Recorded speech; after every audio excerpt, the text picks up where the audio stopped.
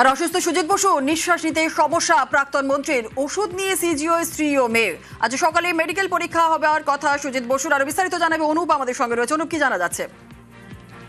ইতিমধ্যেই গতকাল সুজিত বসু প্রাক্তন দমকল মন্ত্রী তাকে 10.5 ঘন্টা জিজ্ঞাসাবাদের পরে গ্রেপ্তার করা হয়। তার পরবর্তীতে লক্ষ্য করা যায় সুজিত বসু কিন্তু শারীরিক যে সমস্যা রয়েছে শ্বাসকষ্টজনিত, এবং সেই সমস্যা হচ্ছিল পরবর্তী ক্ষেত্রে তার বাড়ির থেকে তার স্ত্রী এবং মেয়ে সেই ওষুধ নিয়ে আসে, এবং তারপরে তিনি সিজিও কোম্পানি ইডি দপ্তর, সেই দপ্তর রাতেই সেখানে ছিলেন। আজকে আদালতে পেশ করা হচ্ছে। তার আগে এই মুহূর্তে বিধাননগর মহকুমা যে হাসপাতাল, সেখানে তার মেডিকেল শারীরিক পরীক্ষা নিরীক্ষা করা হলো।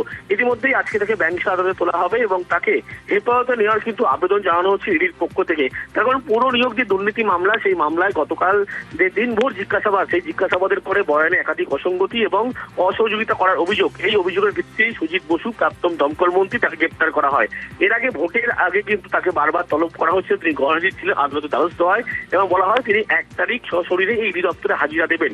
এবং তখন যখন হাজিরা দেয় সেক্ষেত্রে তাকে বেশ কিছু প্রশ্ন করা হয় এবং একাধিক তথ্য নিয়ে আবার বলা হয় ডকুমেন্টস নথি নিয়ে আবার হাজিরা দেওয়ার কথা। এরপরে গতকাল তিনি যখন সিজিও কমপ্লেক্সে এসে পৌঁছন 10:30টার সময়, তার পরবর্তী থেকেই দীর্ঘ 10.5 ঘন্টা জিজ্ঞাসাবাদ করা হয় এবং সেই জিজ্ঞাসাবাদের পরেই কিন্তু তাকে গ্রেপ্তার করা হয়।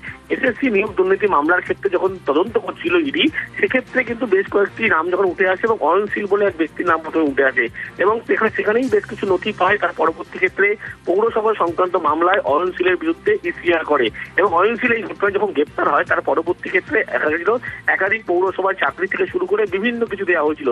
তার মধ্যে দক্ষিণ দমদম পৌরসভা, যেখানে তিনি তৎকালীন সেই সময় বিধায়ক এবং ভাইস চেয়ারম্যান ছিলেন দক্ষিণ দমদম পৌরসভা, এবং তার হাত থেকে এই বেনিয়মে চাকরি দেওয়া হয়েছিল বলে এমনটাই ইডি অভিযোগ করছে।